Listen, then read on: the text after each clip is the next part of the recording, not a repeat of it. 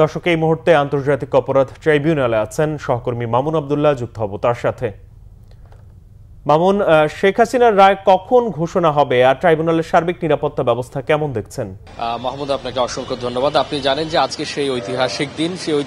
এই কারণেই বলছি, আপনি জানেন যে মানবতা বিরোধী অপরাধের কারণে রক্তখেকো শেখ হাসিনা, পতিত স্বৈরাচারের প্রধানমন্ত্রী শেখ হাসিনা এবং আওয়ামী লীগের দলের প্রধান শেখ হাসিনার যে মানবতা বিরোধী অপরাধ, সেই অপরাধের মামলার রায় আজকে পড়া হবে।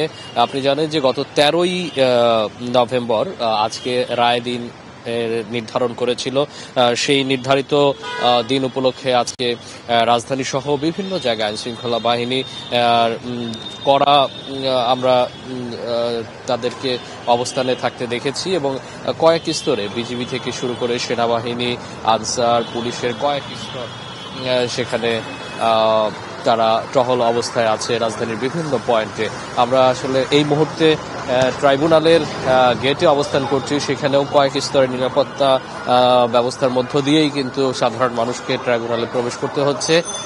যাদের খুব বেশি প্রয়োজন তারাই কিন্তু ভেতরে প্রবেশ করতে পারছে। আপনি দেখছেন যে সেনাবাহিনীর সাজোয়া যান সহ সেনাবাহিনী প্রস্তুত রাখা হয়েছে। এর আগে আপনি জানেন যে রাতভর বিভিন্ন স্থানে ককটেল বিস্ফোরণ সহ কয়েকটি ছোটখাটো নাশকতার ঘটনা ঘটেছে। রাজধানীর বাংলা মোটরে এনসিপি কার্যালয়ের সামনে থেকে শুরু করে উপদেষ্টা রিজওয়ানা হাসানের বাড়ির সামনেও ককটেল বিস্ফোরণ হয়েছে বলে আমরা জানতে পেরেছি।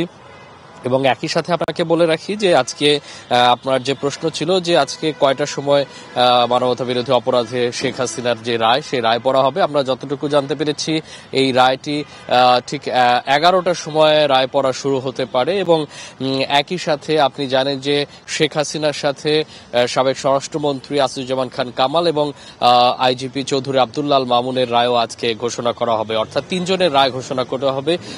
চৌধুরী গোলাম মর্তুজা নেতৃত্বাধীন 3 সদস্যের যে বিচারিক প্যানেল, সেই প্যানেল 11টার সময় রায় পড়া শুরু করবে।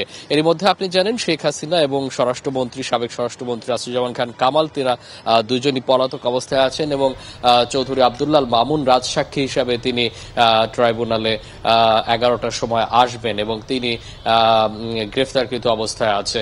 তো এই ছিল আমার কাছে ট্রাইব্যুনাল এলাকা থেকে আইন শৃঙ্খলা বাহিনীর পরিস্থিতি এবং সবশেষ অবস্থা। মাহমুদ। মামুন, আপনাকে ধন্যবাদ।